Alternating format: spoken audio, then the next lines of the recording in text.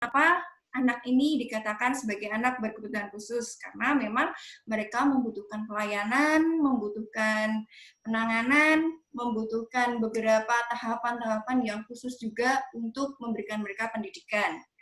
Nah, anak berkebutuhan khusus pada saat ini itu mungkin berbeda pandangan ya. Kalau pada zaman dulu itu anak berkebutuhan khusus dilihat hanya secara fisik atau lebih terlihat secara fisik. Namun kalau pada saat ilmu yang berkembang pada saat ini, ternyata anak berkebutuhan khusus itu tidak hanya dilihat secara fisik, bahkan mereka pun kadang tidak terlihat sama sekali seperti anak normal, namun ternyata mereka berkebutuhan khusus. Dari beberapa kebutuhan itu apa saja sih yang membuat anak ini menjadi khusus?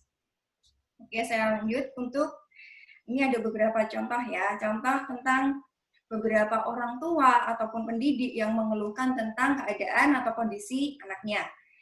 Ini ada contoh percakapan, "Pah, kenapa ya anak kita udah mulai 4 tahun nih, tapi belum bisa ngomong. Ingin sekali loh rasanya bisa mendengar kata pertamanya, bisa mendengar dia memanggil saya mama atau ibu." Pasti suatu hal yang sangat diinginkan oleh orang tua ataupun ibu, sangat mengharukan ketika pertama kali seorang anak memanggilnya ibu atau mama.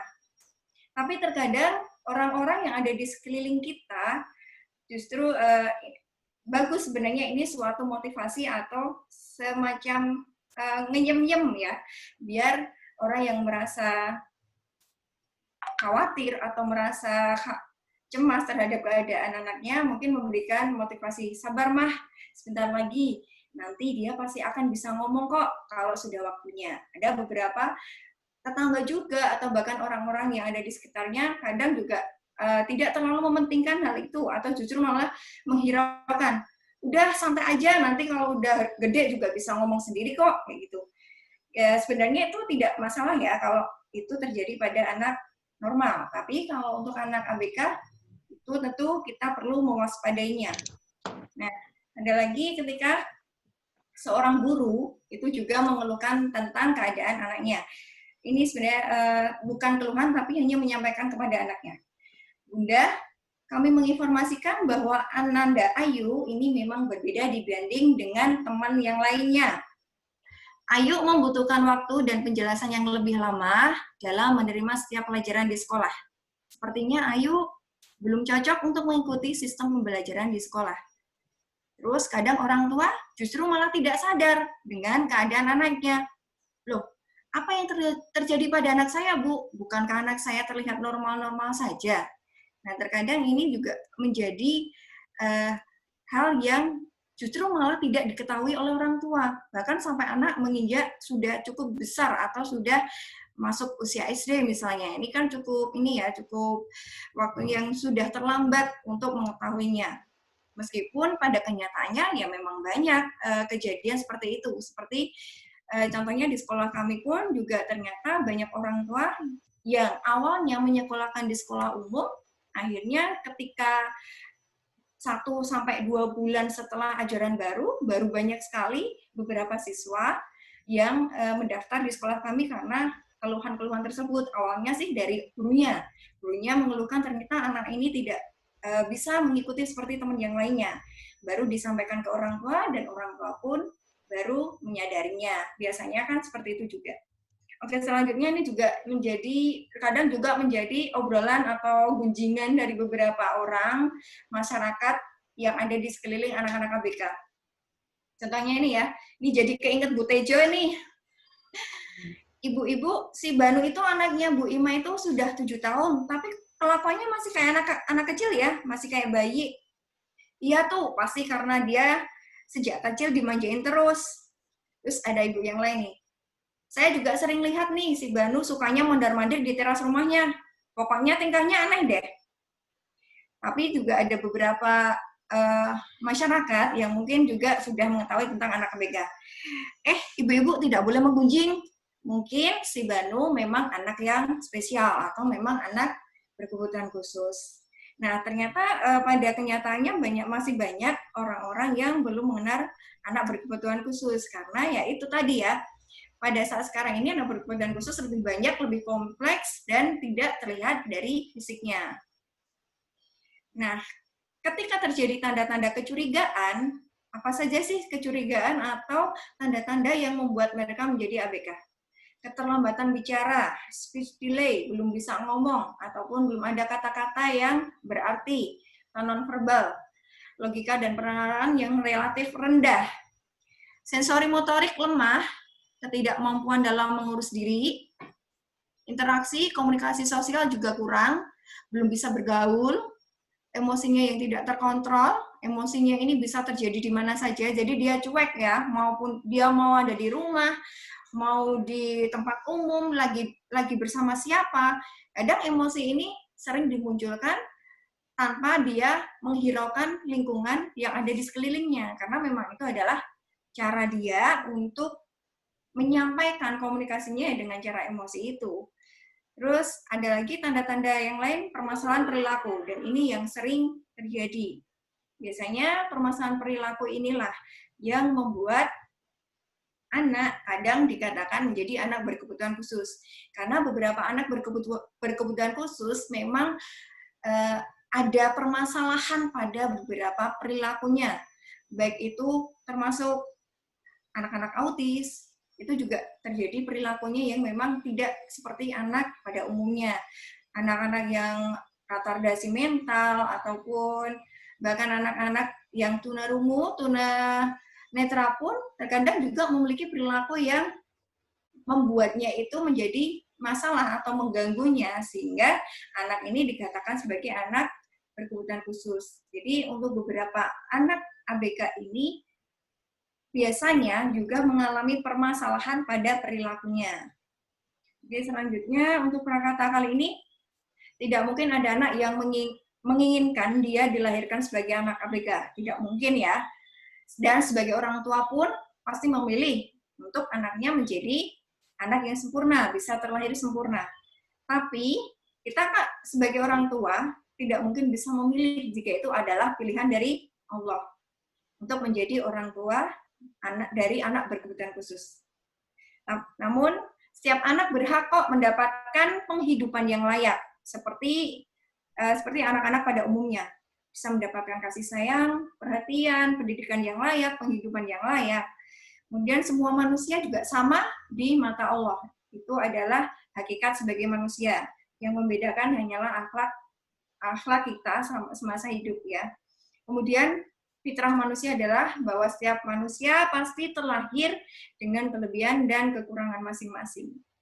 Oke, dan biasanya para ahli, banyak ya yang dikatakan ahli, dokter, psikolog, psikiater, atau guru, atau yang lainnya, setelah orang tua mengetahui dengan tanda-tanda atau gejala-gejala bahwa anak ini mengalami keterlambatan atau gangguan, itu biasanya mereka baru menyadari untuk mendatangi ahli. Dan para ahli juga biasanya merekomendasikan berbagai pelayanan khusus. Contohnya, untuk mengobatinya itu kalau secara medis ya, atau untuk bisa mengikutkan program terapi, mungkin juga memindahkan ke sekolah yang khusus, awalnya dari SD, kemudian dipindahkan ke sekolah khusus. Kemudian juga para ahli atau para pakar pun juga mengundang guru, merekomendasikan kepada orang tua untuk mengundang guru privat atau guru-guru pendamping, atau bahkan juga merekomendasikan ke terapi dan lain-lain. Oke, dengan di sini program layanan untuk anak ABK, salah satunya terapi. Oke, terapi ternyata banyak sekali ya, terapi yang digunakan untuk anak-anak berkebutuhan khusus ini. Jadi tidak ada satu terapi yang paling unggul atau satu terapi yang lebih baik, karena terapi di sini tentu disesuaikan dengan keadaan anak. Ada terapi bicara, terapi bermain, terapi okupasi, terapi sensori integrasi, terapi sosial, terapi musik, fisioterapi, terapi perilaku, biomedik, ataupun bahkan salah satunya terapi ABA, Play Behavior Analysis. Nah, karena di sini pengalaman saya untuk menyampaikan sharing terkait terapi ABA, bagaimana sih penerapan yang digunakan terapi ABA untuk anak berkebutuhan khusus. Nah, ini yang akan kita bahas untuk kira-kira 1 jam ke depan, yaitu tentang terapi ABA yang digunakan atau yang diterapkan pada anak berkebutuhan khusus ini ya. Nah, jika orang tua sudah memilih atau mungkin sudah direkomendasikan untuk mengikuti terapi ABA, nah di sini yang pertama kali sebelum seorang anak akan diberikan treatment atau akan diberikan penanganan apa saja yang ada di terapi ABA itu nanti, dimulainya dengan asesmen. Kenapa harus di asesmen? Karena dari asesmen tersebut kita akan memperoleh data baik dia sejak dari awal kehamilan si ibu sampai kemampuan saat ini, beberapa tahapan yang sudah dilalui oleh si anak, tumbuh kembang selama dia mau masuk ke terapi tersebut, baik nanti riwayat waktu kehamilannya seperti apa, prenatal, natal, dan postnatalnya itu seperti apa, kemudian kapan kemampuan kapan dia memulai untuk berbicara, kapan dia sudah bisa berdiri, berjalan, atau sebelumnya misalnya tengkurap sampai tumbuh kembang, sampai dia mau memulai asesmen, sampai di usianya itu, tahapan-tahapan atau kemampuan yang sudah dimiliki anak itu apa aja. Dan selain pengumpulan data itu juga dilakukan asesmen dengan cara pra-terapi. Jadi sebelum terapi kita uji dulu kemampuannya dengan cara asesmen ini di dalam ruang terapi. Kita berikan program-program dasarnya dulu. Sampai sejauh mana kemampuan sensorinya, sampai sejauh mana kemampuan komunikasinya, kemampuan bahasanya, kemampuan untuk sosialisasinya, dan akademiknya sudah sampai mana. Kenapa anak ini bisa direkomendasikan untuk mengikuti terapi ABA.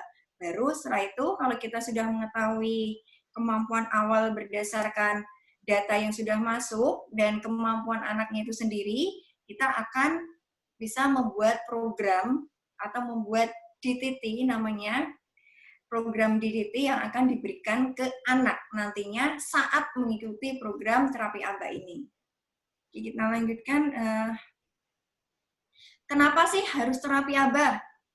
Nah, kami tidak menyebutkan terapi yang paling bagus itu apa? Karena sebenarnya semua terapi itu saling berkaitan. Tapi kenapa harus terapi ABA? Karena di terapi ABA itu lebih terstruktur atau sistematis.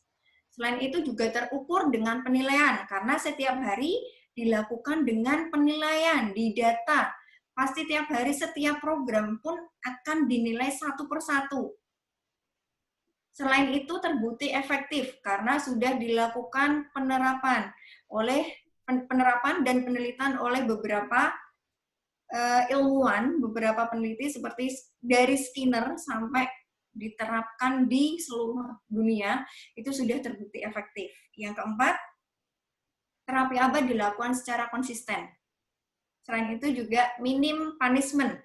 Bahkan dalam terapi ABA ini juga hampir tidak menggunakan hukuman, karena prinsipnya adalah konsekuensi, bukan hukuman. Jadi tetap ada reward, ada reinforcement, tapi tidak ada punishment. Ada imbalan, ada reward untuk anak karena konsekuensi dari perilaku anak.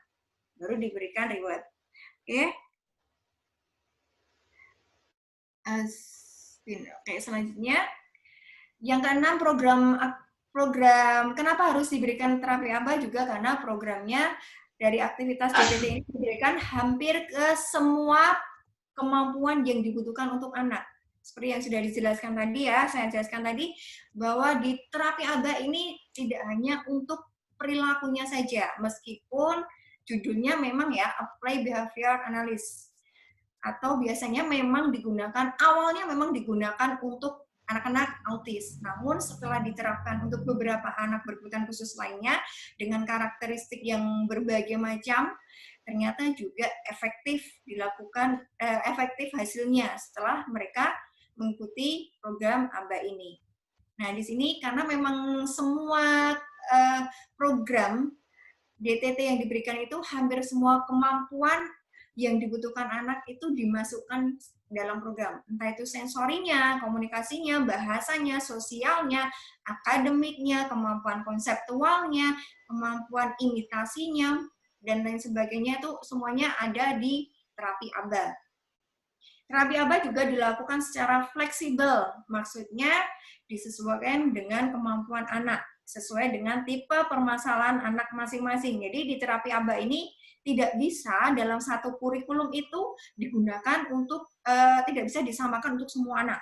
Tapi memang harus dibedakan berdasarkan apa sih yang perlu dikuatkan atau dikembangkan dari anak ini, yang perlu diobati,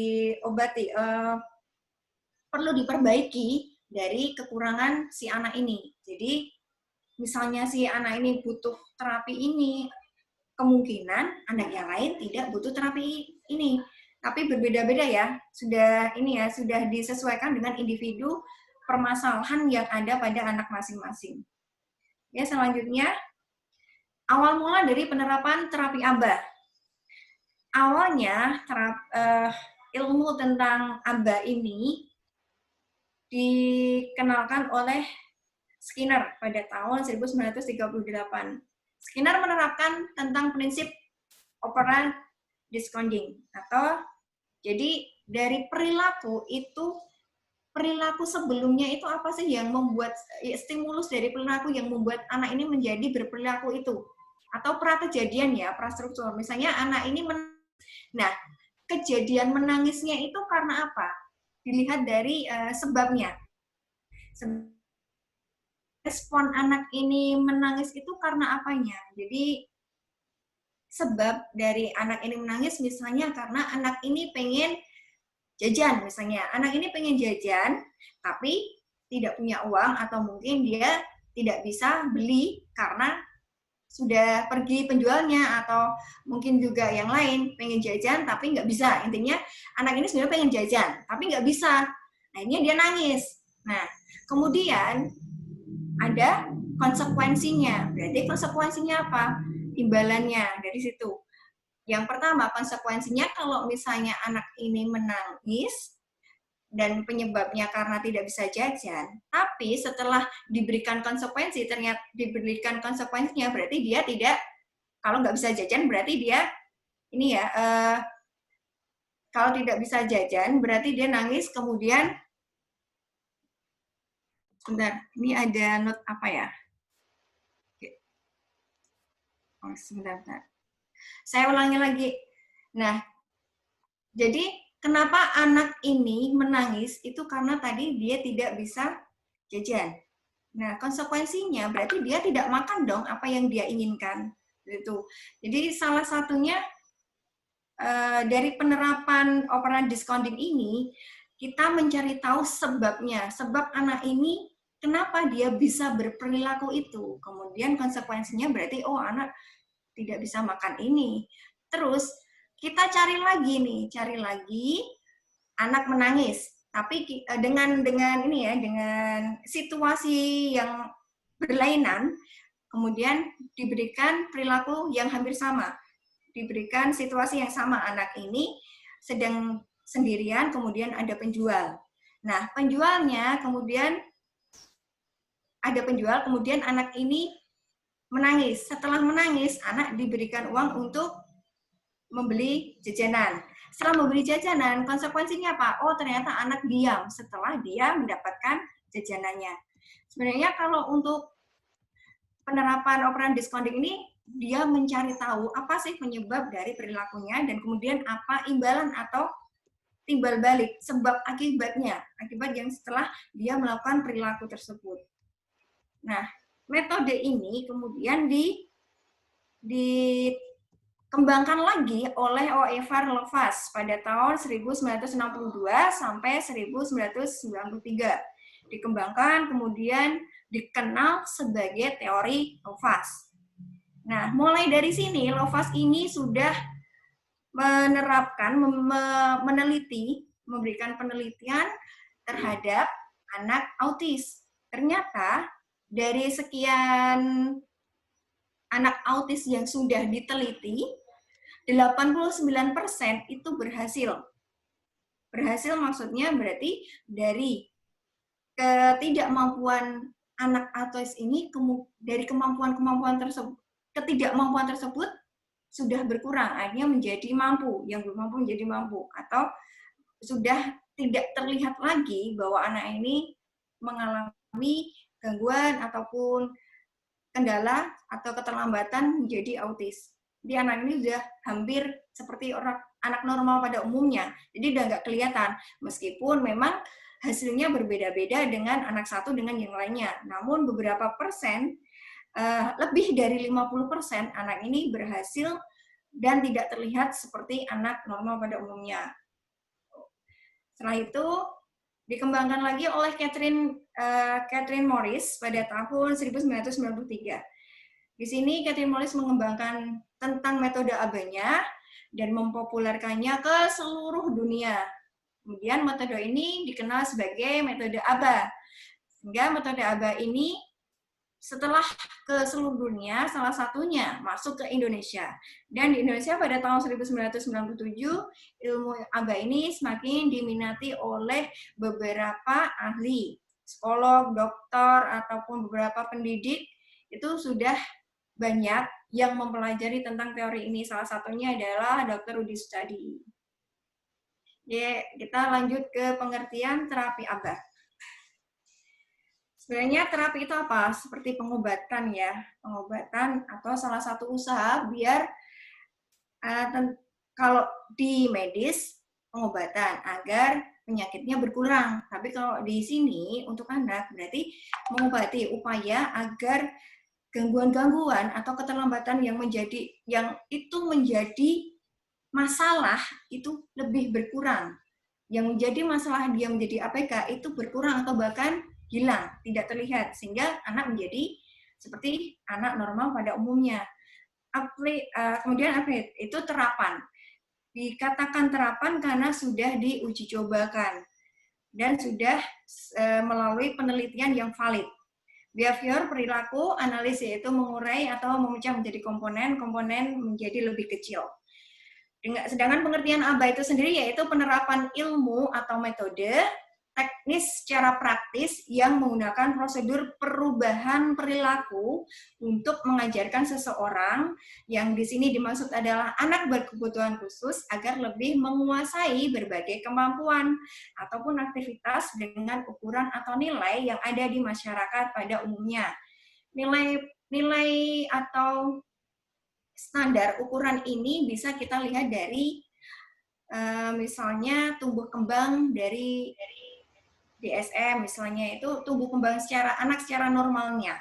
Itu bisa kita lihat dari situ, apakah anak ini mengalami keterlambatan atau tidak, berarti kita harus punya patokan dulu kan, sudah punya patokan secara umumnya. Kalau kita sudah punya patokan secara umum tumbuh kembang sesuai usia anak, kita baru melihat, kalau ternyata memang ada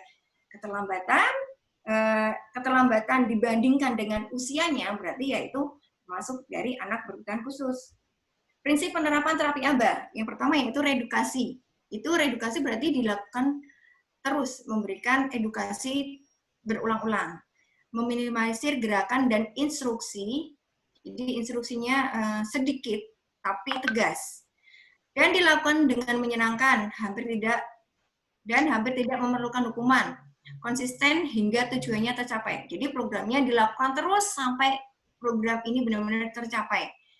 Ada juga modeling, verbalisasi, menggunakan alat peraga, pemberian prompting dan reinforce, kemudian menyeragamkan teknik dan instruksi. Ini penting ya, pemberian prompting dan menyeragamkan teknik ini perlu diedukasi juga kepada orang tua.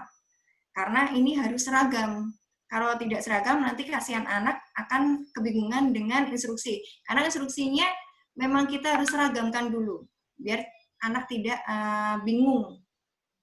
Kemudian disiplin ilmu, karena di sini tidak hanya ABA saja, karena memang ilmu-ilmu yang lain juga bisa masuk dalam terapi ABA ini. Diajarkan secara sistematik, terstruktur, dan terukur. Kemudian di terapi ABA itu juga dilakukan one-on-one. dengan satu terapis, satu anak, dan satu asisten terapi. Jadi di dalam satu ruangan itu akan ada satu terapi, satu anak, dan satu asisten terapi. Oke. Kemudian yang selanjutnya dilakukan maintenance dan generalisasi. Oke, ini nanti akan saya jelaskan nanti ya. Yang ke-15, dalam prosesi teaching session atau DTT diterapkan observasi terkait masalah-masalah yang dihadapi atau nanti akan dicarikan jalan keluar ketika program pada session selanjutnya. Jadi saat DTT atau saat teaching session itu berlangsung, itu juga seorang terapi dan asisten terapinya juga tetap mengamati apa aja yang menjadi masalah, apa aja yang menjadi kendala, kenapa anak ini misalnya tidak bisa melakukannya, atau anak ini mungkin juga ngambek, marah, atau tantrum, itu perlu diamati juga. Jadi diobservasi untuk mencarikan jalan keluar gimana nanti ketika akan melakukan session selanjutnya. Yang ke-16 ada lembar penilaian, ada grafik penilaian, ada rekam medis, laporan harian, dan laporan bulanan. Dan selanjutnya skema penerapan teori ABA. Di sini awalnya dalam penerapan teori ABA ini kita harus tahu dulu anak harus bisa duduk dulu. Karena dalam terapi ABA memang dilakukan atau prakteknya dilakukan dengan cara duduk, tidak bisa sambil berdiri atau apa. Ya memang harus duduk, posisinya harus tenang. Si anak harus memiliki kontak mata terhadap kepatuhan, kontak mata terhadap benda ataupun terhadap instruksi. Nah, kontak mata ini, kontak mata terhadap terapis juga perlu. Kemudian, imitasi motorik kasar, imitasi motorik halus, kemudian dilanjutkan lagi imitasi motorik halus, imitasi motorik mulut. Gimana? Mulut dibuka. Imitasi suara, vokal, suku kata, dan kata. Melabel, kemudian selanjutnya di bawahnya melabel, menyebutkan, dan menjawab pertanyaan. Yang sampai selanjutnya kalimat satu arah, kalimat dua arah, sampai percakapan. Oke, untuk saya jelaskan dari atas ya.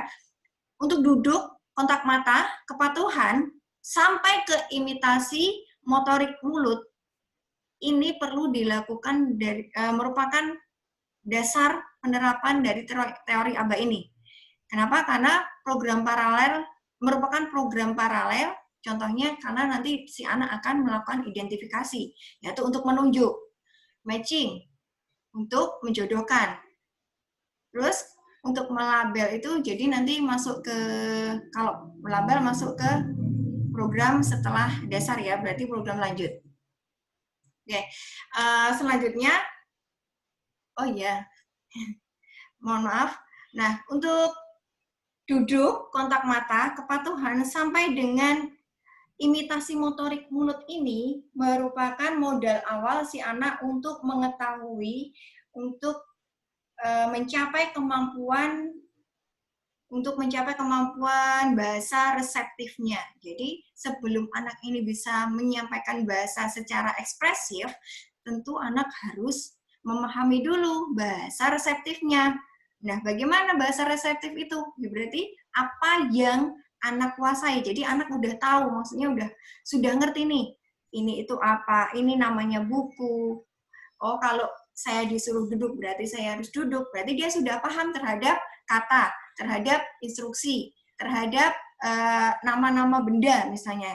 Itu bahasa reseptifnya. Berarti kemampuan yang dia serap itu merupakan bahasa reseptif. Mohon maaf, bahasa reseptif. Jadi itu merupakan modal awal dulu sebelum anak bisa menyampaikan bahasa ekspresinya. Nah, kalau sudah masuk ke bahasa reseptif, sudah dikuasai anak, baru kemudian masuk ke skema yang imitasi suara. Berarti anak mampu kan untuk mencapai kemampuan ekspresi, berarti dimulainya dengan imitasi suara. Sedangkan imitasi suara, misalnya huruf vokal, suku kata, ataupun kata, itu dimulainya, kalau anak belum mampu, bisa dimulai dengan cara meniup dulu dengan gerakan mulut atau oralnya ini untuk mulut monyong atau mulut senyum atau apa seperti itu ada. Bagaimana tahapannya seperti itu. Terus untuk menirukan juga, untuk menirukan huruf vokal, dimulai dari vokal dulu. Jangan langsung ke kata atau kalimat, apalagi kalimat. Jadi kalau memang anak ini belum mampu menyampaikan bahasa secara ekspresi, ya berarti kita latih bahasa reseptifnya dulu. Kan anak nggak mungkin ya untuk menyampaikan ekspresi, untuk bisa ngomong kalau dia belum paham terhadap apa ya namanya, terhadap suatu bendanya atau terhadap bahasa yang dia ketahui. Misalnya anak mau ngomong, Bu, saya mau minta makan. Nah, anak ini kan berarti sudah harus tahu dulu konsep makan itu apa. Kalau dia nggak mudeng konsep makan, berarti dia gimana mau menyampaikan. Oke, berarti dia harus menguasai dulu bahasa reseptifnya, baru kemudian diajarkan untuk bahasa ekspresifnya. Bagaimana dia menyampaikan bahasa atau menyampaikan pesan kepada orang lain.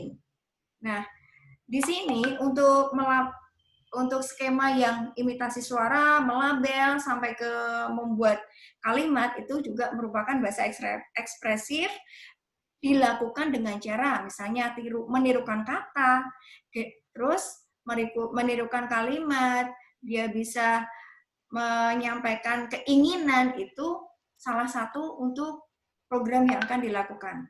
Dan untuk kalimat satu arah ataupun dua arah ini merupakan generalisasi dari skema teori ABA ini.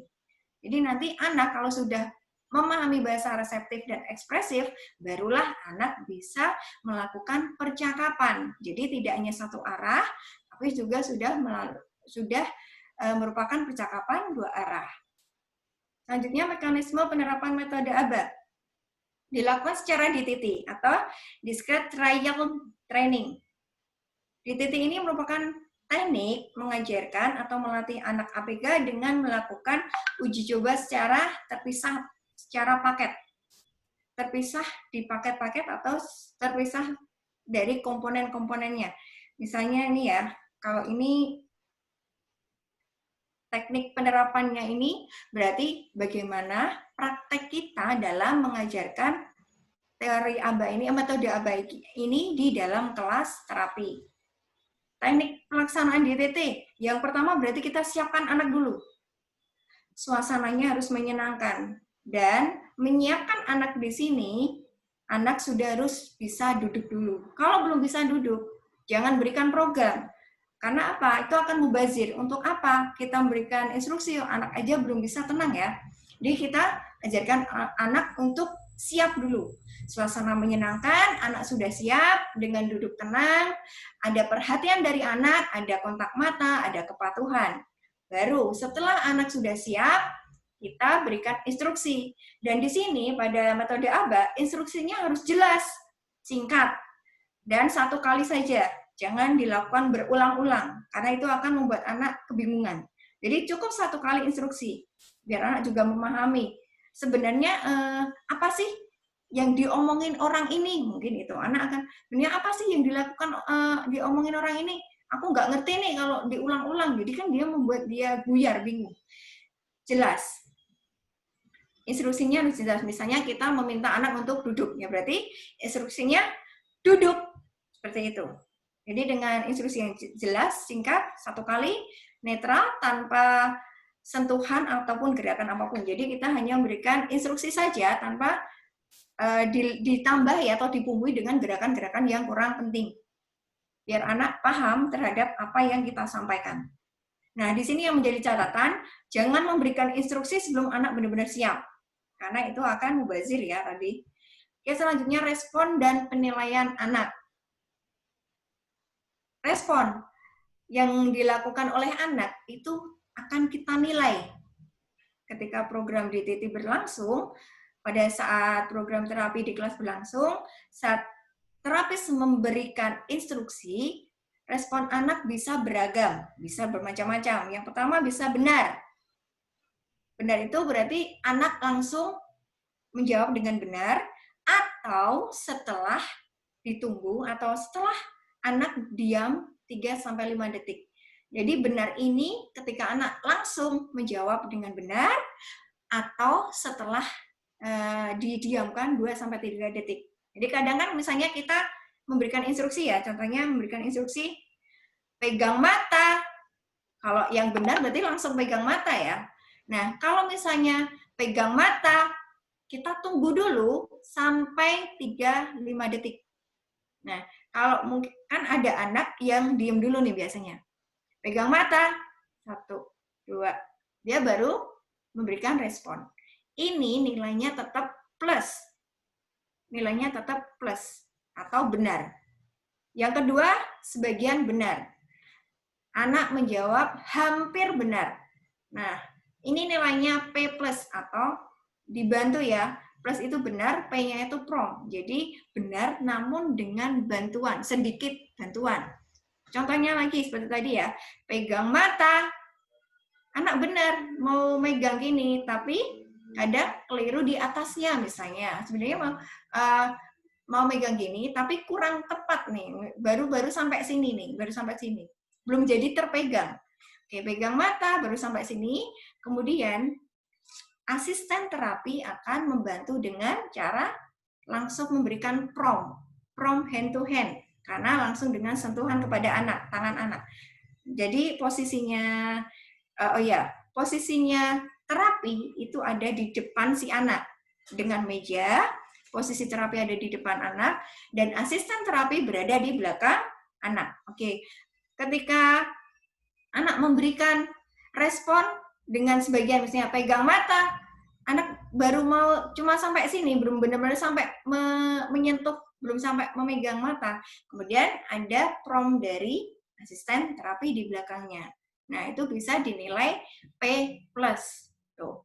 Bisa dengan contoh yang lain juga, misalnya anak akan diinstruksi untuk menyampaikan namanya, untuk menyampaikan suatu tempat misalnya. Mana ya contohnya? Oke lah, pasar. Misalnya seorang terapi memberikan instruksi dengan memperlihatkan kartu. Di mana? Anak menjawab pasar. Tapi pasarnya ini jawabannya dengan artikulasinya kurang jelas. Misalnya pasar, kurang R gitu ya misalnya. Jadi nanti asisten terapi memberikan prompt, memberikan bantuan verbal, yaitu shaping. Bantuan ini dinamakan shaping. Karena anak sudah benar ya, langsung pasar, langsung dibenarkan langsung, dan pemberian prompt langsung diberikan oleh asisten dengan pasar langsung. Kemudian baru anak menjawab pasar. Oke. Kemudian, nah itu nilainya P+, karena sebenarnya anak sudah menjawab. Atau bisa juga, ini bisa bernilai plus juga, kalau memang anak ini, mohon maaf, cedal, misalnya belum bisa mengucapkan R. Yang ketiga, salah. Nah, nilai salah atau ini langsung kita nilai X. Salah ya. Nah, seperti tadi, pegang mata, tapi dia malah pegang mulut. Berarti kan jelas salah ya, langsung berikan X. Kemudian yang keempat, obstak atau lepas tugas. Lepas tugas ini ketika anak berontak. Dikasih instruksi malah ngamuk atau justru malah mencakar atau menarik-narik jilbab si terapisnya, itu berarti langsung kita beri nilai O atau obstak. Yang kelima yaitu diam. Diam ini bisa berarti sebenarnya anak masih ada kontak mata, masih ada kepatuhan, tapi tidak ada respon sama sekali. Berarti nilainya minus atau min. Oke, nah pada saat pemberian penilaian ini, setelah 2 kali respon anak salah, atau 2 kali anak diam, 2 kali anak obstak, langsung diberikan prompt penuh oleh terapis, dan ini nilainya adalah P, atau P besar. Berarti prompt penuh. Nah, ini langsung diberikan prompt oleh asisten terapi. Tuh. Jadi setelah 2 kali salah, 2 kali diam atau obstak, langsung ya diberikan prompt, langsung di prompt penuh oleh asisten terapi. Dan di sini ada informasional atau koreksional. Informasional no kecil. No kecil ini berarti mentidakkan feedback dari respon balik dari terapi. Dari seorang terapis. Misalnya tadi seorang anak menyampaikan, misalnya ya, anak menyampaikan di mana, ketika si terapis bertanya, di mana? Kemudian si anak menjawab, kolam renang. Padahal sebenarnya jawabannya adalah pasar. Tapi anak menjawab kolam renang. Itu kita tidak bisa memberikan, tidak bisa mengatakan tidak. Karena itu bukan jawaban. Jadi jangan katakan tidak pada program verbal. Jadi kalau misalnya anak itu salah, itu langsung dibenarkan oleh si asisten terapi. Tanya, di mana? Anak menjawab, kolam renang, padahal gambarnya pasar. Namun langsung di-shaping atau dibenarkan oleh asisten terapi atau si terapisnya. Nah, sedangkan untuk ini dulu, oh iya, untuk informasi no kecil ini, itu artinya gini. Artinya kita memberikan respon tidak kepada anak, itu hanya ketika anak salah. Ketika anak diam atau obstak saja, tidak kita berikan tanpa ekspresi yang berlebihan. Misalnya anak salah kayak tadi, pegang mata, itu anak megang mulut, itu langsung sebelum dia pegang, sebelum mengarah ke sini, tangan si terapi langsung menyentuh tangannya anak dengan tidak. Tidaknya ada tahapan ya, tidak ini tahapannya dari tahap sedang, dari tahap rendah, sedang, kemudian baru ke tinggi. Jadi tidak langsung kita memberikan kata tidak itu dengan ekspresi tidak. Nah, kalau seperti itu berarti sudah tinggi ya, ininya ekspresinya sudah tinggi. Nah, kalau anak hanya salah ketika menjawab atau hanya diam atau obstak, kita berikan no atau kita katakan tidak itu dengan nada yang sedang, nada rendah sampai ke sedang. Jadi tanpa ekspresi yang kemarahan, tanpa ekspresi marah atau tidak suka. Jadi di sini tidak ada rasa marah, tapi hanya ekspresinya saja. Meskipun di dalam hati ini jangan sampai ya kita marah terhadap anak BK ketika kita sedang mengajar. Mungkin hanya ekspresinya kita saja kalau kita tidak suka dengan perbuatannya atau perilakunya. Jadi bukan tidak suka dengan anaknya, tapi ketidaksukaan kita terhadap apa yang dia lakukan. Nah, untuk informasional no kecil ini itu tidak berlaku untuk program verbal seperti yang tadi ya. Kalau misalnya tadi anak disuruh untuk memegang mata tapi megang mulut, kita katakan no, tidak biasa. Tapi kalau pada program verbal, untuk program verbal itu ketika anak menjawab ya, dengan respon jawaban secara verbal. Seperti tadi, di mana? Nah, tadi pasar, tapi anak menjawab kolam renang. Berarti kita tidak boleh memberikan kata tidak. Kalau salah pun kita tidak bisa memberikan informasional tidak, bukan. Itu salah ya, tidak diperbolehkan. Tapi kita langsung memberikan jawaban yang benar dengan cara men-shaping. Jadi langsung katakan saja, ketika anak menjawab kolam renang, kita shaping langsung pasar gitu. Jadi asisten terapi atau terapi langsung men-shaping di belakang. Agar anak tidak persepsi terhadap kartu ini bukan tempatnya bernama tidak, tapi merupakan ini ya. Kartu ini namanya kartu tempat ini tempat ini adalah pasar. Tempat ini bernama pasar, bukan tidak. Gitu. Jadi kalau untuk program yang mengacu pada verbal, pada respon verbal itu tidak berlaku dengan informasional no. Kemudian untuk koreksional no yang besar, no tidak dengan ekspresi, tidak koreksional no kita mengatakan tidak besar ya, tidak menggunakan ekspresi, ini kita lakukan ketika anak melakukan perilaku-perilaku yang menyimpang, seperti ketika menyerang kita atau bahkan melukai dirinya sendiri, melukai terapi dengan membanting atau malah justru mengosak-asik kartu media atau bisa sampai menjambak dan lain-lain, itu kita katakan tidak dengan nada tinggi. Tidak seperti itu. Nah, jadi anak tahu bahwa perilaku itu memang tidak dibolehkan. Kita tidak suka dengan perilaku anak tersebut. Seperti itu. Oke, kita lanjutkan untuk prompting. Memberikan prompt atau bantuan. Jadi ada prinsipnya ya, prompt penuh. Prompt penuh. Prompt di sini ada dua macam ya, prompt fisik dan prompt verbal. Kalau yang prompt fisik berarti kita memberikan sentuhan-sentuhan, langsung menyentuh tangan anak, menyentuh bagian tubuh anak untuk membantunya biar menyelesaikan instruksi. Sedangkan prompt verbal itu dengan kita memberikan tadi ya, memberikan jawaban shaping atau langsung menjawab pertanyaan, menjawab jawaban yang benar. Nah, sekarang untuk prompt penuh juga ada. Prompt penuh itu kita berikan ketika anak benar-benar tidak mampu sama sekali. Itu kita langsung berikan prompt penuh. Atau ketika anak melakukan tadi ya, ketika anak memberikan respon diam, memberikan respon off-task, ataupun memberikan respon salah, ketika sudah 2 kali instruksi demikian, baru kita langsung berikan prompt penuh atau prompt besar, P besar. Nah, untuk prompt sebagian atau disebut sebagai partial prompt, kita berikan nilai P plus tadi, itu diberikan ketika anak menjawab hampir benar, namun disempurnakan oleh asisten terapi ataupun terapis.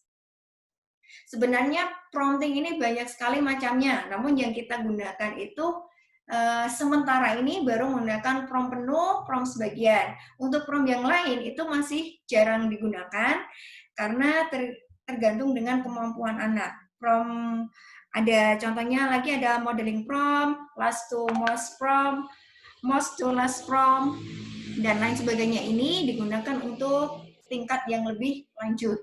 Kalau untuk yang anak masih dasar, itu biasanya kita gunakan prompting, prompt penuh, prompt sebagian dengan prompt fisik dan verbal. Oke, untuk reward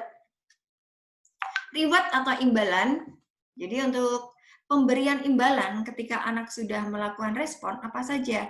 Reward-nya bisa seperti reward pengecap, taktil, dan lain sebagainya. Ini reward ini diberikan tidak hanya sekedar reward, tapi juga reward yang biar anak juga meningkatkan atau merangsang indera-indera yang kita beri, dari reward yang kita berikan. Contohnya indera pengecap nih. Jadi kita berikan makanan atau minuman yang diinginkan. Jadi ketika anak sudah bisa menjawab, bisa merespon dengan benar, baru kita berikan reward.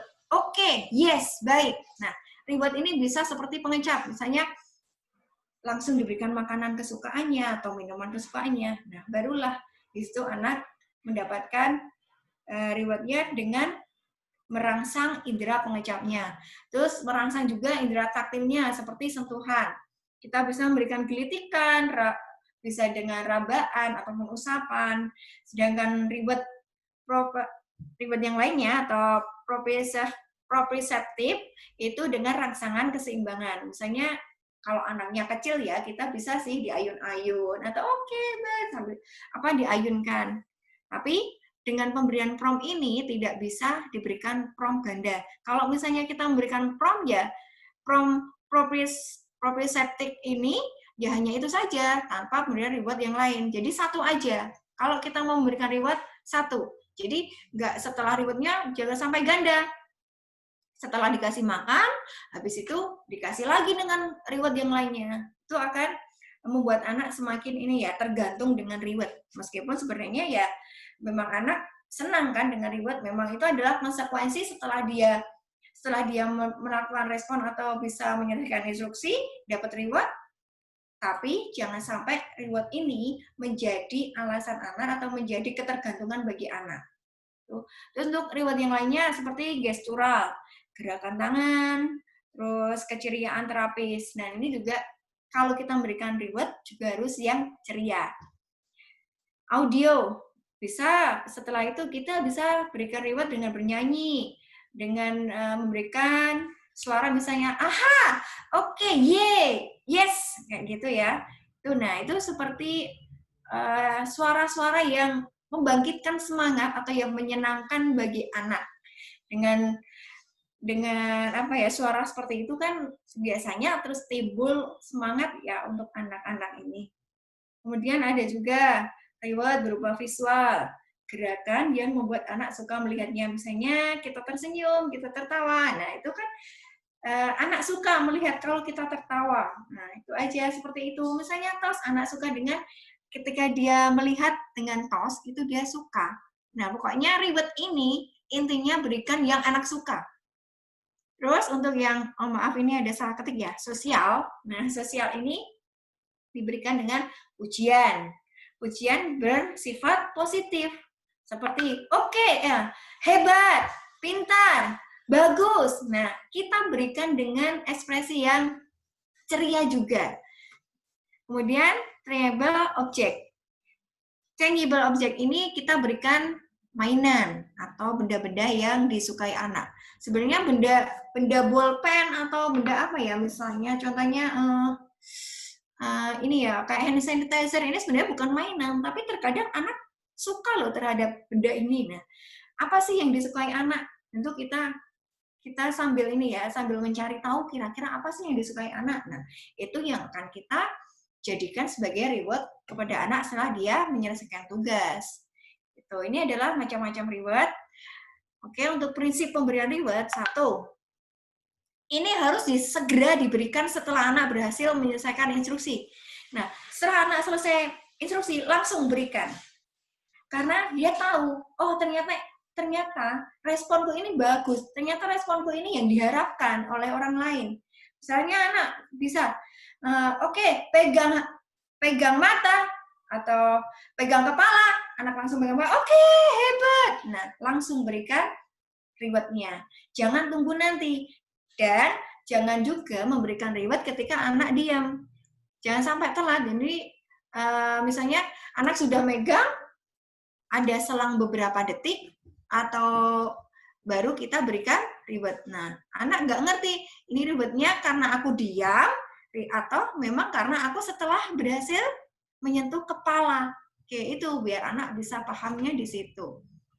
Selanjutnya, imbalan tidak boleh bermakna ganda. Nah, bermakna ganda ini juga jangan sampai diberikan 2 kali juga dalam satu reward. Dan jangan juga negatif plus positif. Ini maksudnya setelah kita berikan enggak ya, nah misalnya enggak ya, padahal ada kata enggak, tapi iya, padahal enggak itu negatif, iya itu positif. Selain itu juga misalnya, kamu kok ini sih misalnya apa ya, contohnya misalnya anak ini, kita berikan reward seperti ini, tulisannya jelek tapi bagus kok. Nah, berarti ini ya, tulisannya jelek tapi rapi kok. Nah, ada negatif tapi juga ada positifnya. Jadi anak akan merasa bingung juga dengan sebenarnya rewardnya yang mana ya? Yang tulisannya jelek atau yang rapinya. Nah, itu akan membuat anak menjadi bingung juga. Diberikan reward hanya bermakna tunggal, bukan ganda. Pemberian reward ini juga harus dilakukan secara konsisten. Tetap harus konsisten. Setelah anak berhasil menyelesaikan tugas, kasih reward. Jangan ketika anak tidak berhasil, kita juga memberikan reward juga. Jadi anak ini dong, semacam apa ya, alah nanti misalnya aku nggak berhasil, juga dikasih reward kok. Jadi anak nanti akan menyepelekan instruksi yang kita berikan. Kemudian mudah dibedakan dan dimengerti anak. Tentu pemberian reward ini yang dipahami oleh anak.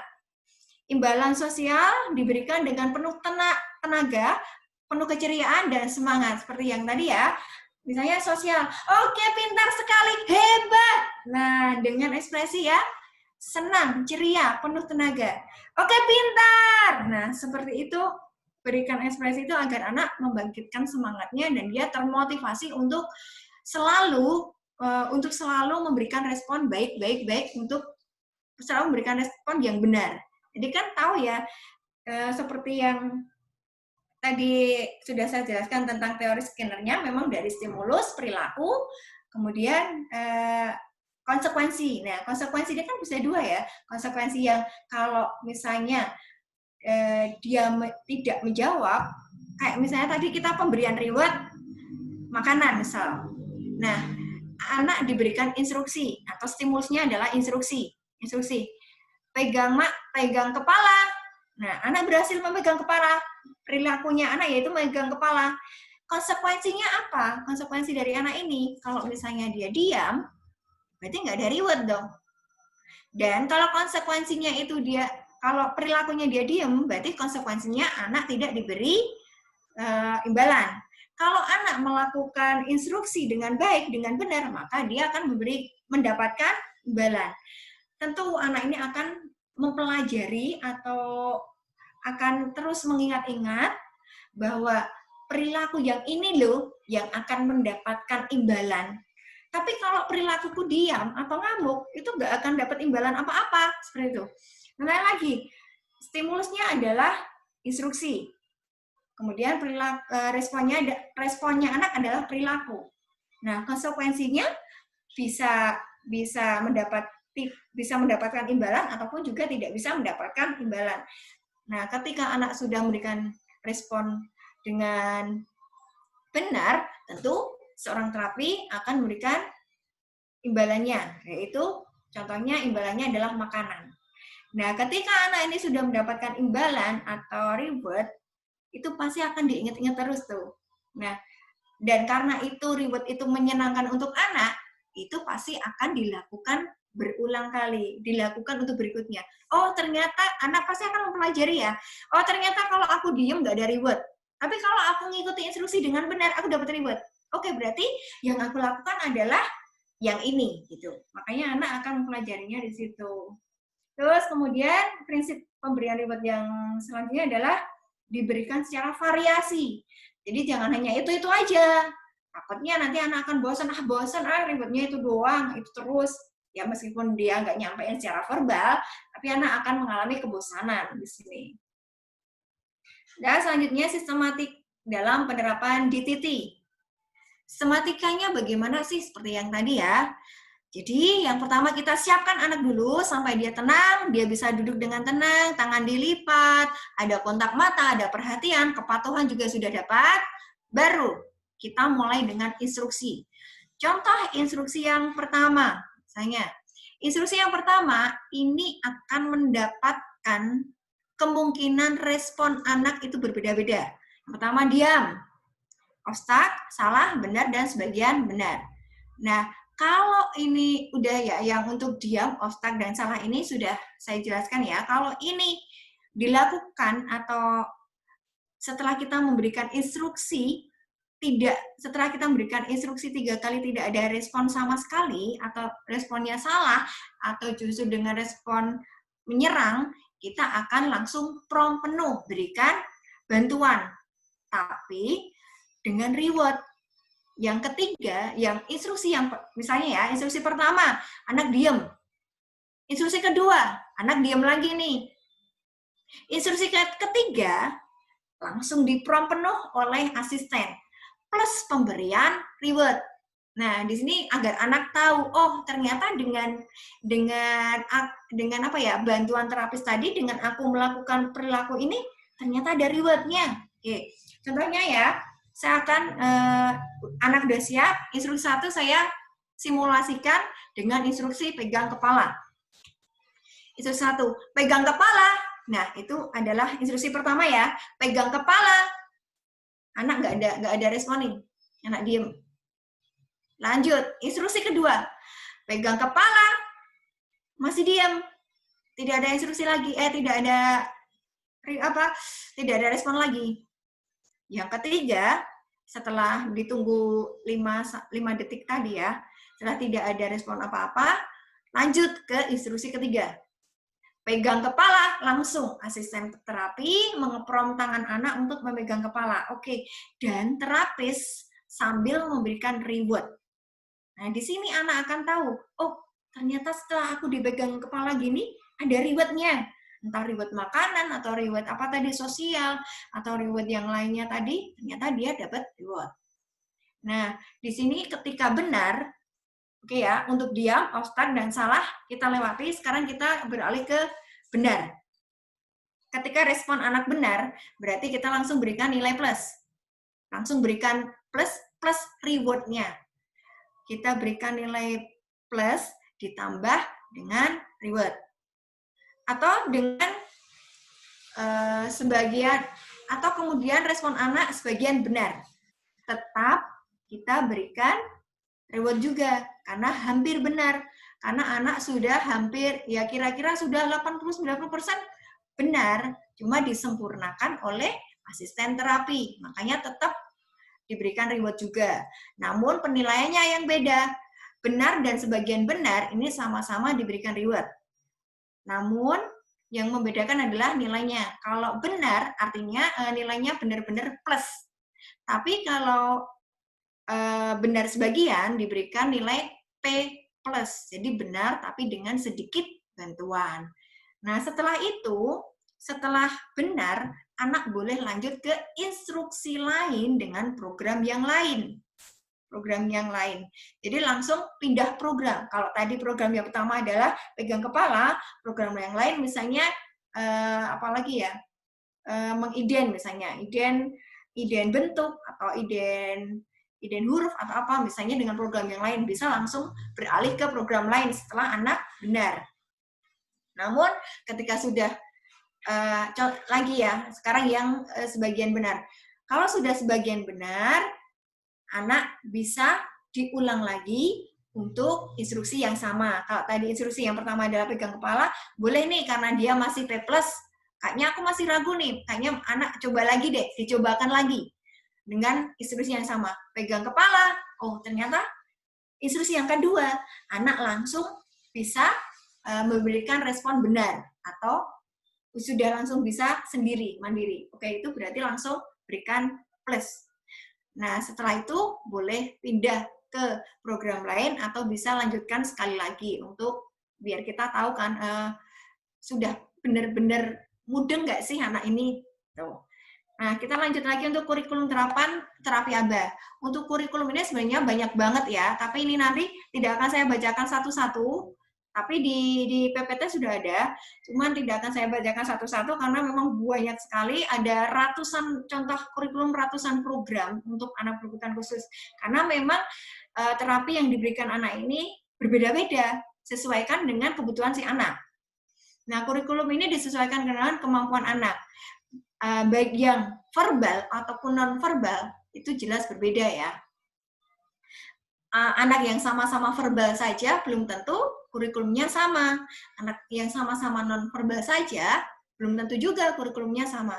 Cuma yang membedakan pada verbal ini, kalau memang benar-benar belum ada non-verbal, kalau memang benar-benar anak tidak bisa mengucapkan atau memang sudah secara medis tidak bisa mengeluarkan suara, nggak bisa berucap, ya berarti kita tidak adakan program untuk melabel. Tapi tetap kita ajarkan untuk program bagaimana anak bisa memahami bahasa ekspresinya dengan menggunakan tulisan atau anak setidaknya bisa menunjuk gimana menunjuk atau menyampaikannya secara tulisan, tapi bukan verbal ya. Yang jelas kalau untuk non-verbal ini, untuk kurikulum non-verbal itu tidak diberikan program melabel. Tapi kalau memang masih ada bibit-bibit atau masih bisa memungkinkan untuk mengeluarkan suara dan untuk bisa menyampaikan secara verbal meskipun belum ada, tapi ada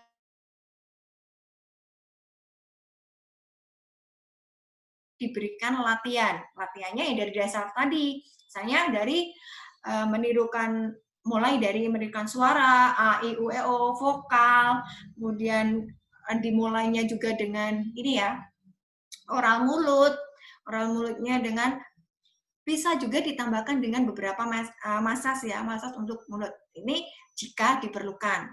Karena memang ini butuh tenaga khusus atau SI yang bisa atau fisioterapi yang bisa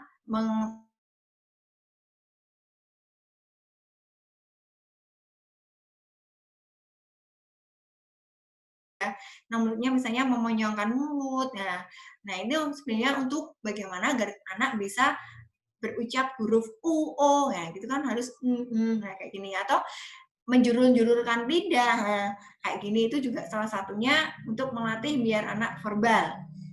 Tidak langsung ke kata atau kalimat ya, tapi ya dimulainya dasar dulu dari itu. Tuh. Nah, kemudian diberikan pada 3 tahapan kemampuan. Ada kurikulum dasar, lanjutan, dan keterampilan lanjutan. Oke, ini adalah contohnya saja. Ini bisa dibaca.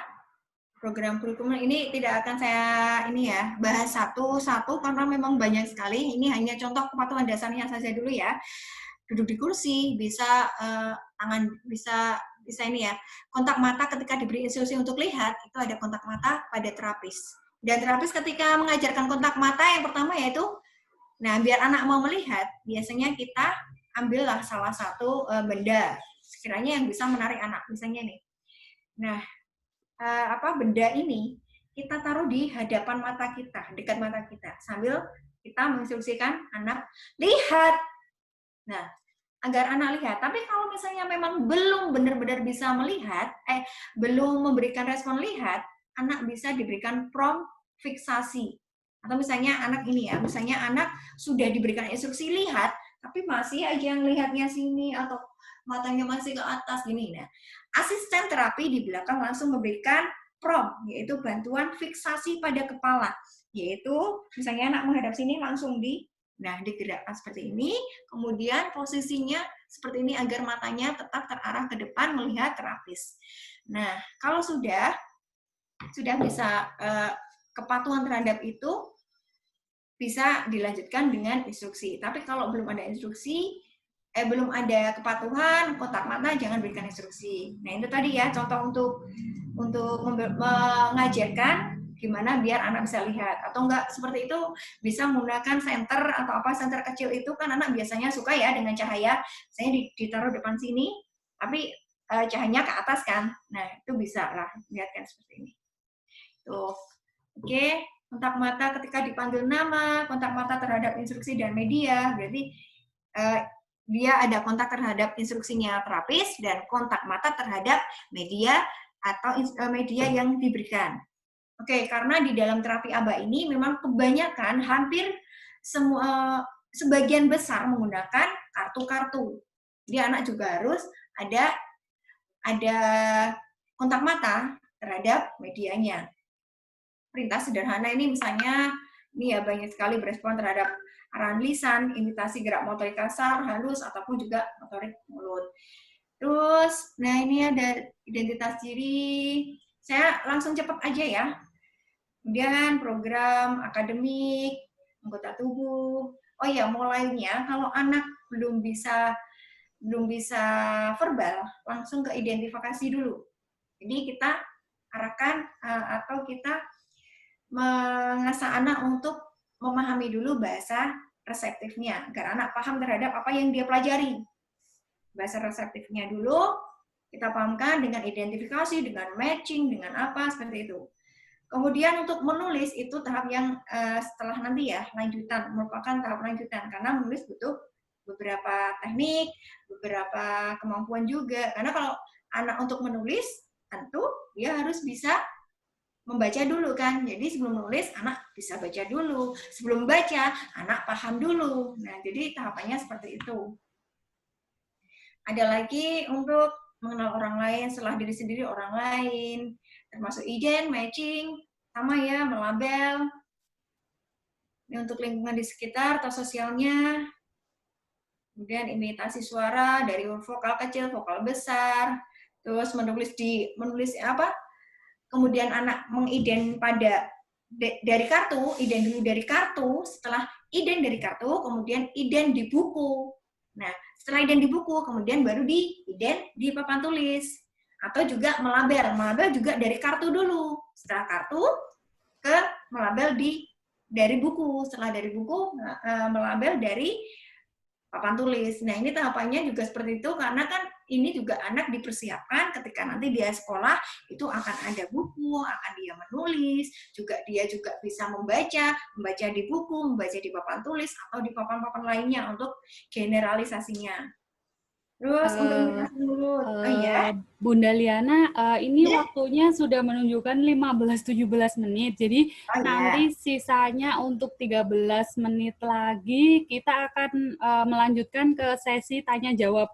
Asik banget ya Bunda ya, sharing Mohon hari ini. maaf, ya. Jadi Ya ini, oke, terima kasih ya, untuk mohon maaf ya, ya. iya sama-sama, terima kasih sudah diingatkan. Mohon maaf ini. Ini gini aja, saya berikan sedikit lagi. Ya. Ini saya cepetin lagi.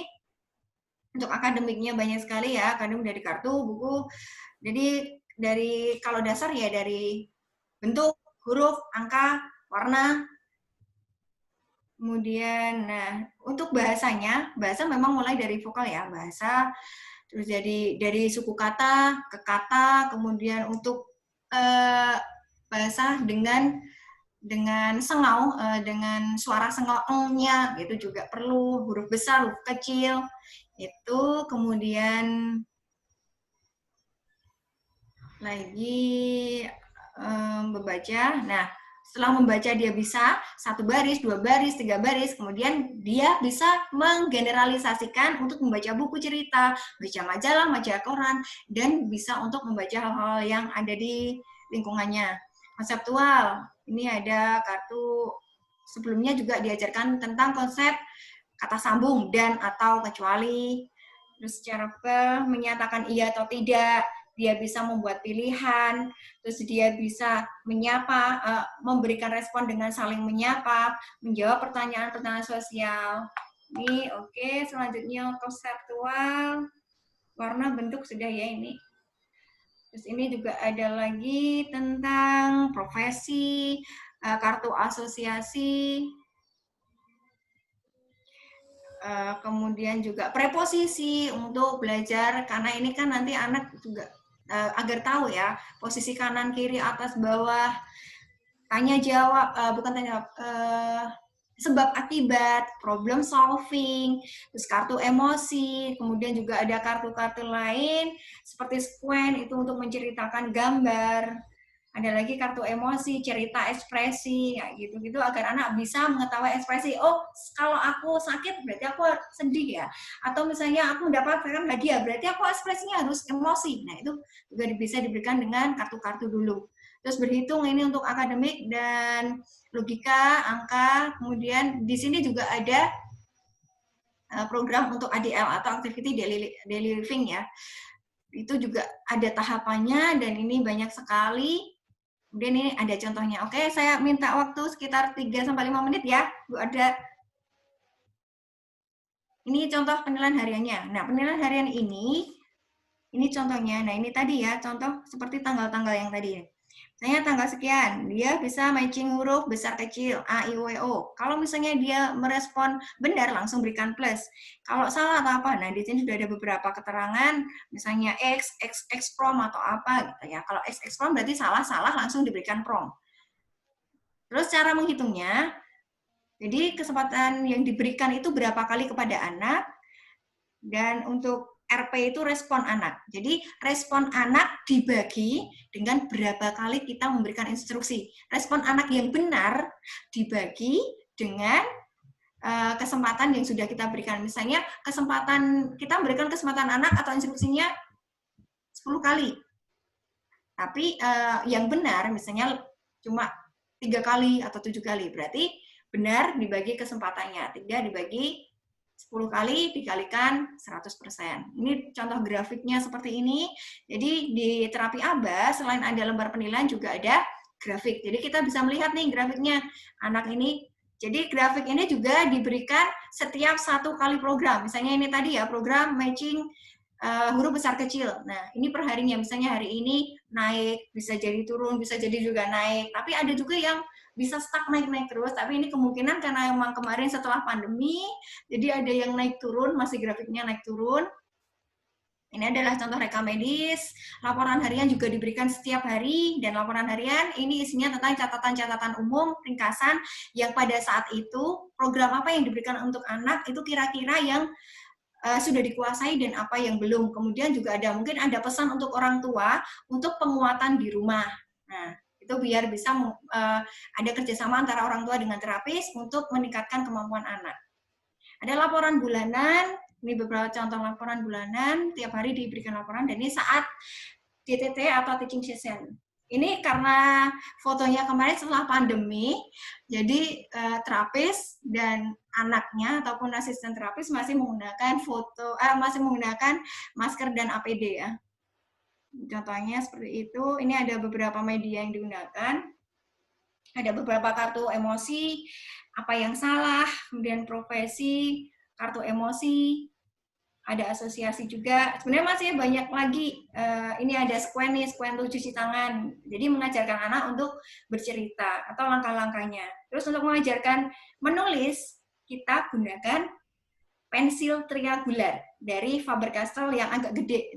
Karena kan triangular itu kan bentuknya segitiga ya. Jadi untuk membuat tangan si anak itu posisi jarinya itu biar bisa pas melekat ke jari-jarinya anak, untuk memegangnya tuh biar lebih pas. Kalau anak belum kuat dalam memegang pensil atau masih belum mampu, kita bantu dengan menggunakan karet. Tapi sayangnya mohon maaf, saya belum bisa memberikan fotonya. Sebenarnya kemarin ada, tapi belum ketemu kemarin fotonya. Ada sih kelemahan dari terapi ABA, meskipun tadi banyak sekali kelebihannya, tetap ya setiap program atau setiap treatment yang diberikan itu pasti ada plus minusnya. Ini masih dinilai kaku oleh beberapa orang, jadi dan juga kurang optimal jika digunakan untuk ABK tunanetra, karena memang sebagian besar banyak menggunakan kartu-kartu. Jadi kalau untuk tunanetra kan kelemahan atau memang ketidakmampuan untuk melihat ya. Terus yang terakhir memerlukan banyak media dan adanya asisten terapi. Jadi harus dengan 2 orang dan harus punya media yang banyak juga untuk mengajarkan ini. Oke, itu saja. Terima kasih atas perhatiannya. Mohon maaf apabila masih banyak kekurangan, masih banyak kesalahan. Terima kasih. Wassalamualaikum warahmatullahi wabarakatuh. Demikian yang bisa saya sharingkan. Monggo saya kembalikan ke Ibu Eka Ardarini. Ini ada pertanyaan seru banget ya, Bunda Liana, untuk sesi sharing hari ini. Ini ada pertanyaan dari teman saya. Beliau sebagai behavior terapis ingin menanyakan kalau misalnya si anak ini sistem terapinya kan bentuknya sekolah ya, Bunda ya. Nah, sistem pemberian terapi behaviornya ini atau EBA-nya ini biasanya di pull out, diambil pada jam-jam tertentu atau memang di kelas juga dilaksanakan seperti itu sih, Bunda, pertanyaannya. Gimana? Iya. Dengan Ibu siapa tadi ya? Dengan Pak Rian. Pak Rian Anugrah, ya. Oke, Pak Rian ya. Oke, iya. Pak Rian Anugrah, terima kasih atas ini ya partisipasi dan pertanyaannya. Untuk kalau di sekolah kami ya, karena saya sharingnya karena pengalaman yang di sekolah kami, di sekolah khusus dan rumah terapi De Basto itu, jadi kita memang sekolah. Jadi sekolahnya dari pagi sampai jam 2, namun akan diambil 1 jam, setiap hari diambil 1 jam untuk dilakukan program terapi itu secara terjadwal. Dan konsisten juga jadwalnya. Karena kan anak-anak berkebutuhan khusus ini, dia juga belajar dari konsistensi. Berikan pun juga konsisten. Makanya kita berusaha untuk memberikan konsisten. Baik dari terapisnya, kemudian terapisnya, asisten terapisnya, jamnya dia terapi, sampai beberapa anak kalau tidak dilakukan di ruangan tersebut, juga akan ada penolakan. Namun meskipun demikian, kita tetap ini ya mengusahakan untuk belajar dulu. Kalau memang dia masih baru, masih dasar, ya ini tetap diberikannya konsisten dulu. Waktunya sama, terapisnya masih sama, terus ruangannya pun juga kadang masih sama. Cuman ya tetap harus dibiasakan dulu. Kalau nanti sudah terbiasa, sosialisasinya sudah baik, kita akan baru beralih-alih ke beberapa terapis atau asisten terapis, karena dia juga untuk belajar sosialnya. Kalau untuk terapi perilakunya, memang ini ya, diberikannya di dalam terapi. Kalau di sekolah itu bagaimana cara anak untuk menggeneralisasikan dari program terapi tersebut. Kalau memang itu masih belum bisa dia lakukan secara mandiri, ya masih dibantu dengan gurunya di dalam kelas. Seperti itu.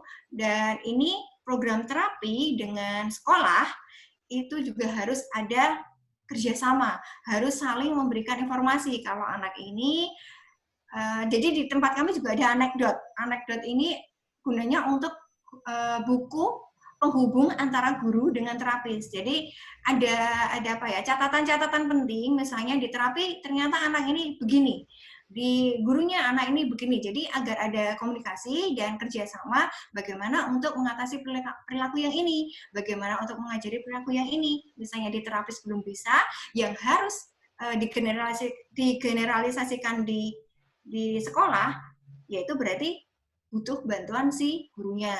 Seperti itu kira-kira. Bagaimana Bapak Rian? Untuk pertanyaan selanjutnya ini agak dipercepat ya Mbak ya, Bunda ya. Soalnya waktunya sudah mau masuki pukul 3:30. Nah, ada pertanyaan selanjutnya dari Bunda Arum Puspita Ningtyas.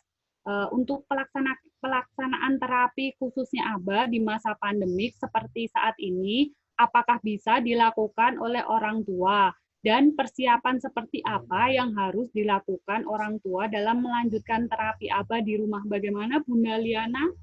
Oke, terima kasih terima kasih untuk pertanyaannya. Jelas, bisa sekali di masa pandemi, bisa sekali dilakukan. Karena terapi ABA ini prinsipnya dilakukan secara sendiri, jadi tidak klasikal. Seperti tadi ya, dilakukannya di dalam satu ruangan tersendiri. Yang terpenting adalah kita siapkan anak lebih siap dulu, entah kontak matanya, kemudian juga kepatuhan terhadap ini instruksinya. Yang penting anak disiapkan dulu. Yang perlu disiapkan lagi adalah kalau misalnya kita terbatas pada media, kalau misalnya punya media, ya berarti kita buat media seadanya. Kalau untuk terapi ABA yang dilakukan di rumah, kita bisa kok tanyakan sama terapisnya, misalnya klinik terapinya sedang tutup nih di masa pandemi. Kita masih bisa kok hubungi terapinya untuk menanyakan selama di terapi kemarin sejauh mana sih kemampuan anak dan sampai mana yang diajarkan, sehingga orang tua juga bisa melanjutkan nih apa saja yang dilanjutkan di rumah. Misalnya kalau misalnya biasanya kan juga ada nih laporan bulanan. Kalau di tempat kami kan ada laporan bulanan, bahkan ada rekam medisnya juga. Jadi orang tua ataupun juga lembar penilaian tadi, lembar penilaian itu dibawakan anak pulang tiap hari. Jadi orang tua juga bisa memantau dari situ lembar penilaiannya. Oh ternyata anak saya sampai ini, programnya tuh ini. Terus program yang ini nilainya masih ini, program yang ini ternyata sudah bisa. Nah, seperti itu kita bisa tanyakan ke terapisnya, atau kalau misalnya kita belum pernah ke terapi, tapi kita ingin mencoba sendiri, ya berarti kita harus asesmen dulu. Asesmennya memang kalau untuk asesmen yang benar harus melalui ke psikolognya dulu, asesmen ke pakarnya ya, yang benar agar kita nanti tidak salah dalam memberikan treatment-nya, dalam memberikan programnya. Jadi disesuaikan juga kemampuannya anak sampai mana. Kalau anaknya sudah sampai ini, sudah bisa ini, ngapain diberikan ini? Tapi kalau anak belum bisa ini, tapi kenapa sudah diberikan yang tinggi? Jadi memberikan terapi ABA itu seperti kita membangun rumah. Meskipun programnya itu terus, programnya kok gurkono kuwi ya, cuman itu aja ya. Nah, itu sebenarnya yang dasar, itu yang pokok. Seperti kita buat rumah ya, kita kalau mau buat rumah yang kuat, yang kokoh ya berarti harus fondasinya harus kuat dulu dong. Kalau fondasinya udah kuat, kita mau bangun tingkat keberapa pun, mau sampai tingkat yang ke-10 sekian pun tetap kuat. Jadi kalau misalnya kita fondasinya belum kuat, anak belum siap, anak belum mampu, tapi udah diberikan program yang tinggi. Nah itu nanti akan kehancurannya di situ tuh. Kalau sudah diberikan program, udah tinggi, anaknya padahal masih stuck di sini, masih belum mampu tuh, mau dikasihkan lagi. Tapi fondasinya belum kuat, mau dikasih ke tingkat-tingkat selanjutnya, itu nanti ketika dia sudah agak tinggi-tinggi lagi, bisa nih mudah roboh. Nah, itu yang membuat itu malah justru akan membahayakan karena anak bisa down lagi, kembali nol lagi. Itu kalau persiapannya itu tadi sih. Yang penting nyiapin, bisa banget dilakukan di rumah, siapkan aja programnya. Kalau belum tahu bisa tanya ke terapisnya lalu atau bisa kita analisis sendiri ya, kira-kira anak ini butuh apa. Begitu. Oke. Ya. Oke, Bunda Liana, terima kasih. Kita ada tambahan waktu sekitar 10 menit lagi untuk waktunya agak diperpanjang sedikit lagi. Nah, sekarang kita buka sesi untuk open mic. Jadi silahkan pencet icon tangan diangkat atau raise hand yang ingin ngomong langsung nih sama Bunda Liana. Nah, silahkan Bunda atau ayah atau kakak-kakak yang ingin ngobrol langsung sama Bunda Liana, dipersilakan untuk pencet tombol icon raise hand atau tangan di atas seperti ini. Silahkan.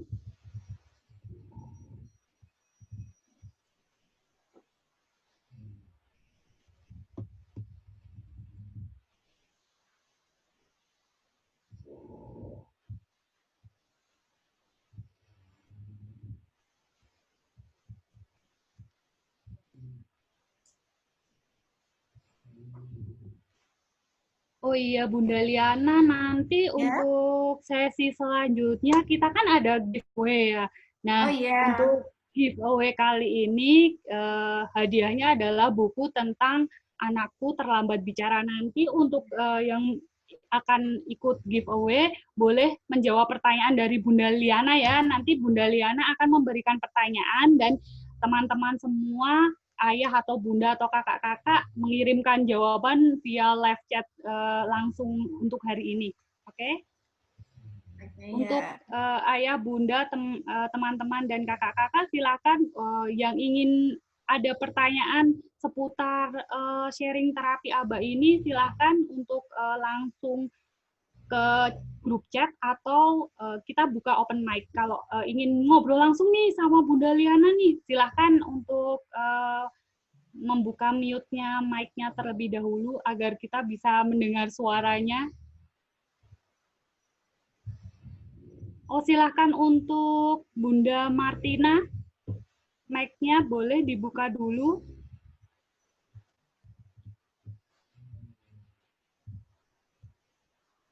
Bunda Martina, silahkan. Bunda Martina ingin bertanya nih, Bunda Liana. Sebentar ya, ditunggu dulu. Silahkan Bunda Martina, mic-nya di-unmute dulu, gambar mic-nya. Ya, silahkan. Assalamualaikum warahmatullahi wabarakatuh. Waalaikumsalam warahmatullahi wabarakatuh, Bunda. Saya Martina Sandi dari Berau. Ya. Bagaimana cara kita menghadapi anak ABK pada masa pandemi, khususnya cara berkomunikasi yang tepat sasaran kepada anak ABK yang rata-rata kurang fokus? Halo? Ya. Boleh diulang lagi, Bunda? Iya, Bunda. Untuk pertanyaannya, ya. Bagaimana cara kita menghadapi anak ABK pada masa pandemi, khususnya cara berkomunikasi yang tepat sasaran kepada anak ABK yang rata-rata kurang fokus? Oh iya, jadi komunikasi ya. Perhatian ya, komunikasi dan perhatian ya. Iya. Oke. Kalau masa pandemi ini kita jelas ya sudah tahu, nggak mungkin kita bisa langsung ngobrol langsung ya sama anak-anak. Pasti kita bisanya via telepon, via video call atau seperti ini ya, via Zoom seperti ini.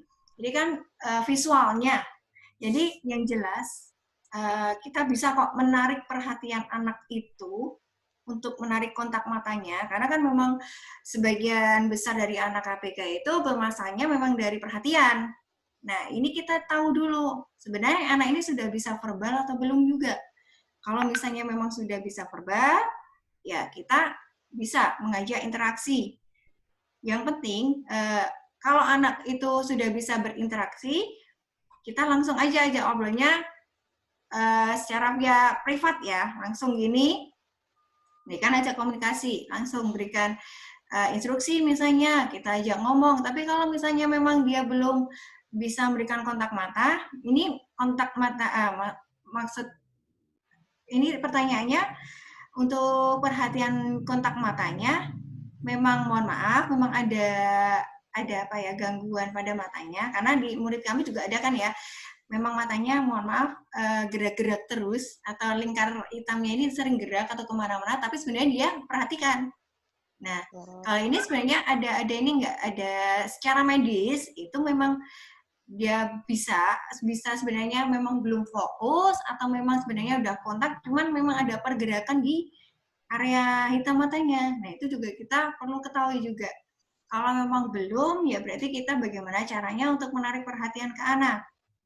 Bisa dengan apa sih yang disukai ya, meskipun kita via call gini aja, sambil aja bisa dilihat misalnya bisa apa, atau enggak kita dengan suara-suara juga, suara-suara apa yang kira-kira disukai anak. Misalnya anak suka halo halo Rehan, silakan sini, terus dengan beberapa ekspresi atau apa juga bisa untuk menarik perhatian anak. Atau selain itu juga dengan minta bantuan kepada orang tua atau yang mengasuh di si anak untuk memberikan mendekatkan beberapa benda seperti tadi ya, kalau kita untuk melatih kontak mata kan tadi seperti ini ya, misalnya kita menaruh suatu benda di depan mata kita. Nah, kita minta bantuan sama si orang tua ataupun yang mengasuh si anak untuk juga, misalnya sedang video call sama ibu ya nih, bisa nih langsung coba. Nah, coba nih minta tolong ya Bunda untuk menaruh mainan atau apa yang ada di dekat HP-nya, di dekat HP untuk call-nya kita, biar anak ada perhatian ke situ dulu. Nah, memang ini tidak mudah dilakukan, tapi itu akan bisa memberikan efek baik jika dilakukan terus-menerus, karena memang konsep atau prinsipnya ABA adalah konsisten dan dilakukan terus-menerus. Gak mungkin untuk melatih kontak mata sekali langsung jadi, tidak mungkin ya. Kalau untuk anak normal itu bisa, kalau untuk ABK ya memang kita harus sabar, harus ini tetap konsisten terus, dilakukan terus-menerus. Salah satunya mungkin itu Bu Martina, monggo apakah masih ada yang kurang jelas atau masih kurang puas bagaimana? Ya, terima kasih Bu. Ya, sama-sama. Tetap semangat, Ibu. Terima kasih Bu Martina Sandi. Ya. Nah, Bunda Liana, karena waktunya ini sebenarnya sangat seru sekali ya untuk membahas tentang penerapan terapi ABA ini.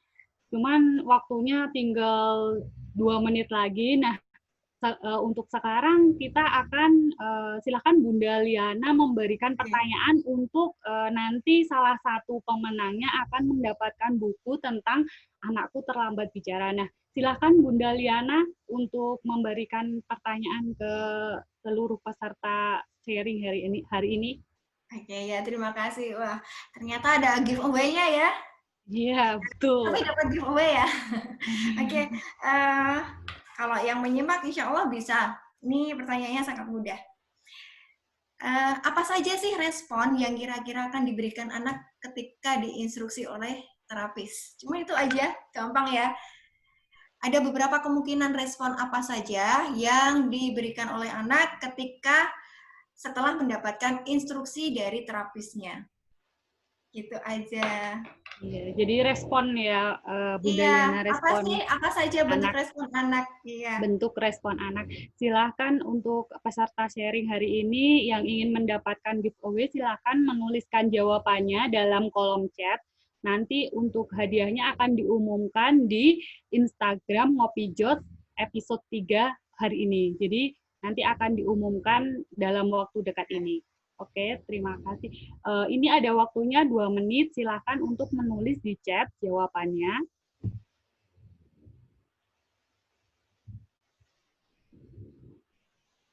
Bunda Liana, kalau misalnya di sekolah gitu, biasanya anak-anak ini untuk terapi dalam 1 hari itu dapat berapa sesi ya? 1 sesi, kalau di sekolah memang 1 hari 1 kali, 1 jam.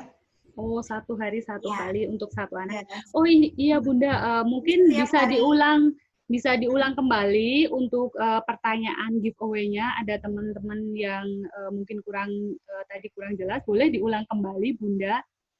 Oke, ya pertanyaannya mudah sekali ya. Kalau mengikuti insya Allah bisa, karena tadi sudah saya jelaskan. Kira-kira apa saja sih respon yang kira-kira apa saja respon yang dilakukan anak ketika anak itu mendapatkan instruksi untuk penilaian kita nih. Nah, itu apa saja sih respon yang dilakukan anak? Ada 5 macam respon itu tadi ya. Ya, ada 5 macam respon ya. Ini bocorannya ada 5 macam respon. Silahkan untuk menuliskan jawabannya. Jadi tadi selama sharing ada 5 macam respon. Nah, untuk peserta seminar hari ini silahkan tulis jawabannya ke dalam kolom chat yang nanti kita akan umumkan pemenang hadiahnya setelah sesi episode Ngopi Jos hari ini berakhir. Jadi secepatnya nanti kita akan post untuk pemenang hadiahnya. Oke, waktunya 2 menit lagi. Oke, sambil tunggu teman-teman isi semua. Sepertinya sudah cukup banyak Sudah yang cukup, memberikan ya. ini ya, memberikan jawaban benar. Ya, wah, keren ya. ya Jadi ini. jadi respon ini, beberapa kemungkinan respon ini kenapa jadi pertanyaan buat saya, menjadikan pertanyaan untuk para peserta itu karena kita juga harus paham terhadap respon-respon anak. Jadi itu kan salah satu kita untuk mengobservasi anak, ternyata anak ini responnya apa. Jadi biar kita paham nih, responnya ternyata diam. Berarti diamnya ngapain? Nah, kita harus cari tahu observasinya diam karena apa, off stuck-nya karena apa, menyerang karena apa. Kemungkinan off stuck-nya karena dia nggak suka terhadap suatu benda atau instruksinya itu, atau mungkin dia nggak suka dengan suara kita yang terlalu melengking, bisa aja. Jadi itu yang membuat itu. Nah, ternyata ada bocoran tadi.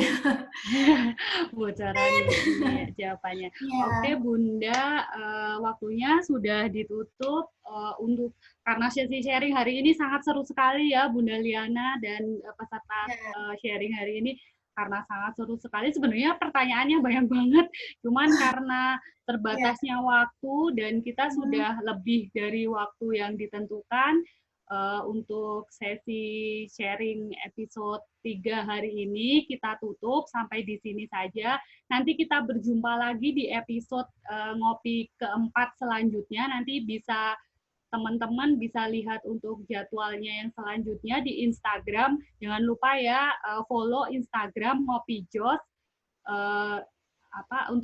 untuk mengikuti sesi berikutnya, dan juga kita ada juga untuk yang mau mengikuti update-update terbaru tentang Ngopi Jos ini bisa diikuti juga di Telegram.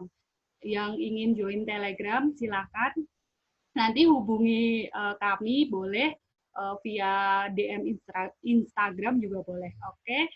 Terima kasih Bunda Liana sudah membagikan ilmunya yang sangat bermanfaat bagi kami hari ini. Bermanfaat. Ayah, bunda, teman-teman semua, kakak-kakak semua, terima kasih banyak sudah mengikuti sesi sharing penerapan terapi ABA dalam pada anak berkebutuhan khusus hari ini. Semoga ilmunya bermanfaat bagi kita semua. Saya selaku moderator ingin menutup acara hari ini. Alhamdulillah, terima kasih semuanya yang sudah ikut. Saya tutup untuk acara hari ini. Wassalamualaikum warahmatullahi wabarakatuh. Waalaikumsalam warahmatullahi wabarakatuh. Terima kasih Arda. Ya, sama-sama semuanya. Terima kasih tim Ngopi Jos. Bye-bye.